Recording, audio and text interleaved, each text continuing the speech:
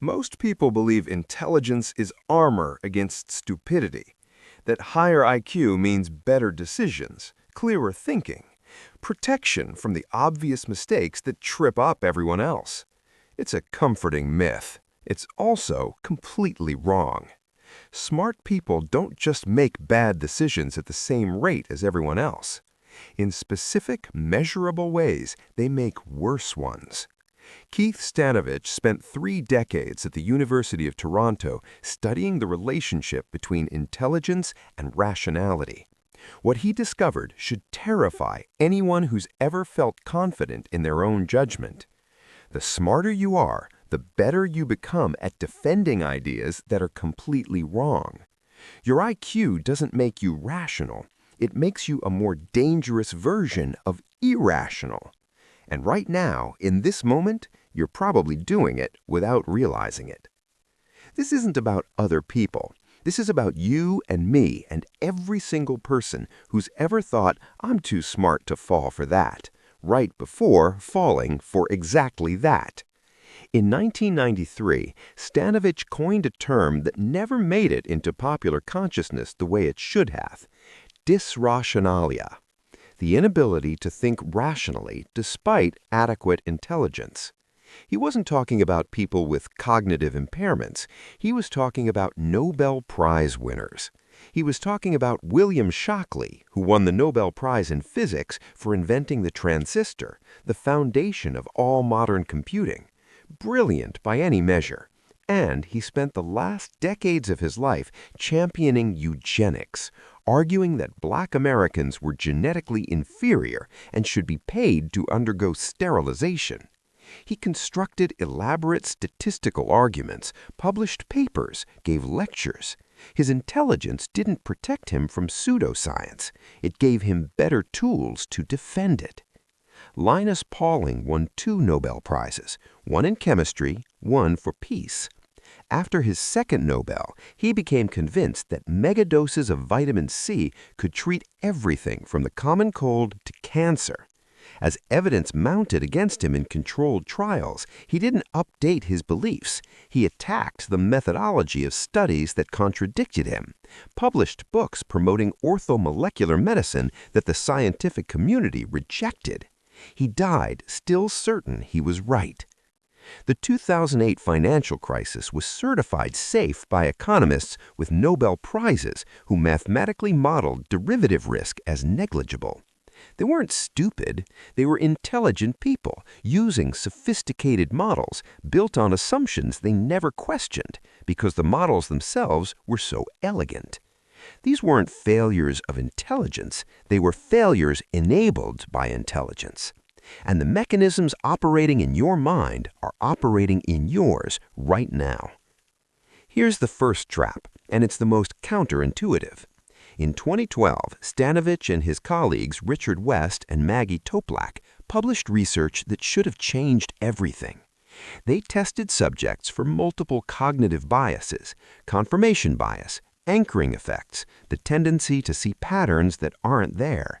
Then they did something brilliant. They asked these same people to evaluate whether other people were susceptible to these biases. What they found was called the bias blind spot, the inability to recognize bias in yourself, even when you can spot it easily in others. That's not the shocking part. The shocking part is this: the bias blind spot was significantly larger in people with higher cognitive ability. Read that again. Smarter people were worse at recognizing their own biased thinking. Not the same, worse. Your intelligence doesn't make you humble about your judgment. It makes you confident. And confidence is the enemy of accuracy when you're wrong. The smarter you are, the more sophisticated the arguments you can construct, the more you trust those arguments, and the less likely you are to question whether the foundation was flawed from the start. Your intelligence becomes a blindfold you tie perfectly yourself. Here's what Stanovich discovered about how intelligence actually works when you're making decisions. Your brain has 2 modes. First, the algorithm, slow, effortful, rational processing that examines evidence and follows logic wherever it leads. Second, the autonomous mind, fast, automatic, running on pattern recognition and emotional signals. Here's what most people get wrong. They assume intelligent people spend more time in algorithmic mode, carefully reasoning through problems. The research shows the opposite. Smart people default to autonomous processing just like everyone else. They're just better at something far more dangerous: rationalization.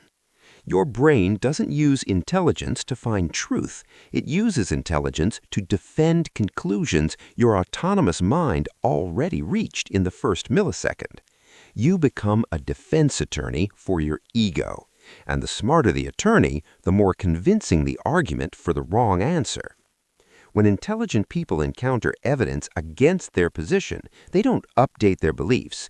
They generate more arguments, weaker ones, piling them up until the sheer volume feels like strength.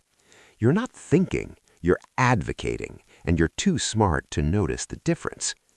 That feeling you get when you know you're right, when the answer just clicks into place and feels undeniably correct, that's not rationality. That's your brain recognizing a pattern from its existing library and serving it up with a shot of neurochemical certainty.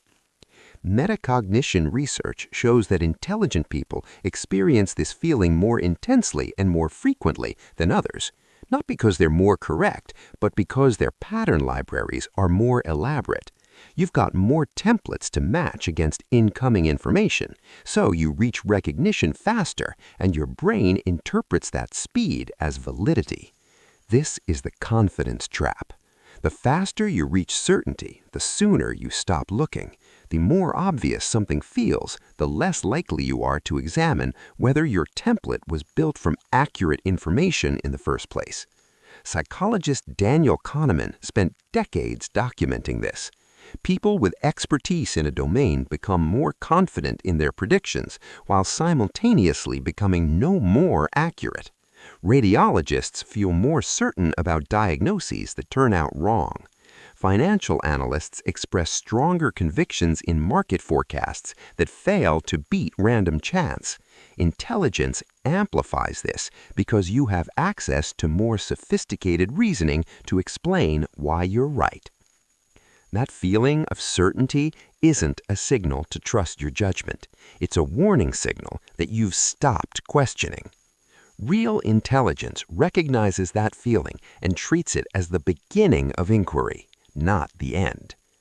Your brain runs on approximately 20 watts of power. For comparison, your laptop uses 60 to 90. Evolution built you as a cognitive miser, someone who conserves mental energy because, for most of human history, calories were scarce and thinking was expensive. Intelligence doesn't change this. High IQ people are just as likely as everyone else to use mental shortcuts, heuristics that let you make decisions without burning through your metabolic budget. But here's the curse.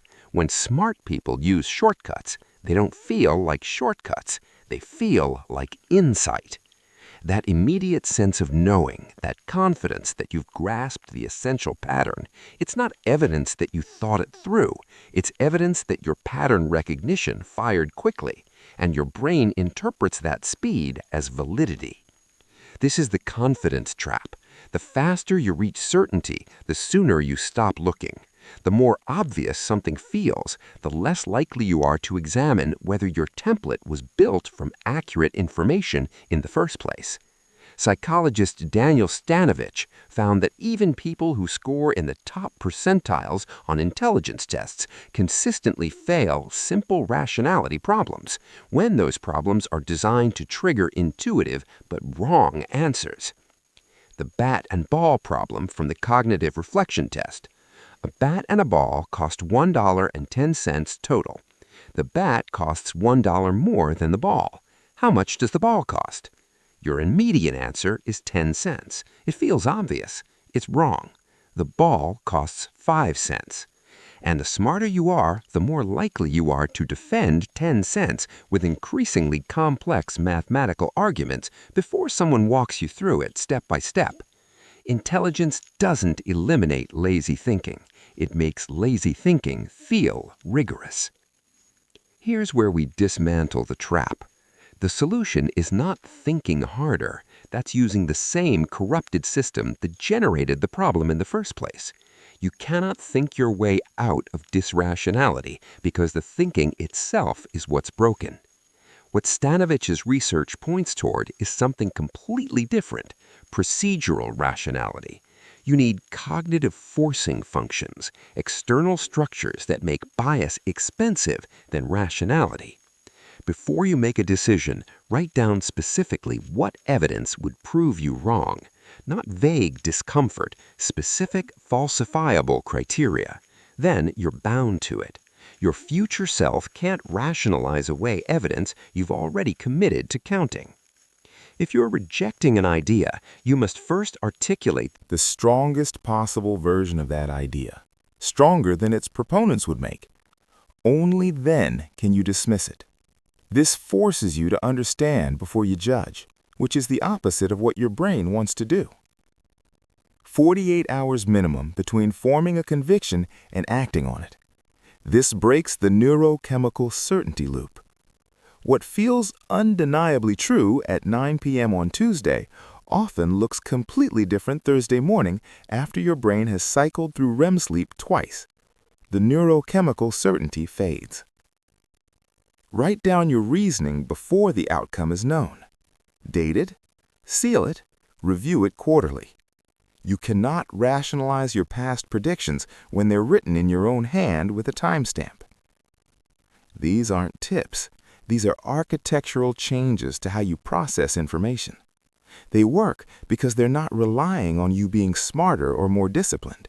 They're making bias expensive and rationality the path of least resistance. There's a phrase that gets thrown around in Silicon Valley: strong opinions weakly held. Most people get it backwards. They think it means being passionate but flexible. It doesn't. It means you should form clear, specific positions, strong enough to be tested, while simultaneously maintaining such low ego attachment that you can abandon them the moment evidence shifts. This is trainable. Psychologist Adam Grant studied the difference between people who update their beliefs effectively and people who don't. The variable wasn't intelligence, it wasn't education, it was identity. People who see themselves as perpetual learners update beliefs easily because being wrong doesn't threaten who they are. People who see themselves as experts defend positions because their self-concept is tied to being right. You can choose which one you want to be, but you can't be both. Intellectual humility isn't weakness. In a world where everyone is using intelligence to defend bad ideas, the person who can say, "I was wrong, here's what changed my mind," has a devastating competitive advantage. They learn faster. They adapt quicker. They don't waste years defending positions that stopped being true. Stanovich's research shows this is the actual marker of rationality: the willingness to engage with evidence that contradicts you, not to dismiss it or explain it away, but to genuinely consider whether you need to update. That's not something you are. That's something you do, and you can start doing it today. If you've made it this far, something in you is ready to change. Not your intelligence, your relationship with your intelligence. Most people will watch this and think, "That's fascinating, but it doesn't really apply to me." That's dysrationalia talking. That's your brain doing exactly what we just spent the last 10 minutes dissecting, using sophistication to defend the idea that you're the exception. You're not. Neither am I. The smartest thing you can do is assume you're just as vulnerable as Shockley, as Pauling, as every Nobel Prize winner who built an elaborate intellectual castle on a foundation of bias. The difference is what you do next. Start the decision journal today, not tomorrow, today. Write down one strong conviction you currently hold, something about your work, your relationships, your beliefs, something you've never seriously questioned. Then write down the specific evidence that would prove you wrong. Commit to it. That's the first step in building an architecture that makes you rational instead of just intelligent. And here's the paradox we've been building toward. True intelligence isn't demonstrated through certainty. It's demonstrated through strategic self-doubt. The willingness to be wrong in public, the humility to update. That's not weakness. That's what unstoppable actually looks like. You don't become powerful by being right. You become powerful by being able to change your mind faster than everyone else when you're wrong. That's the weapon they don't see coming.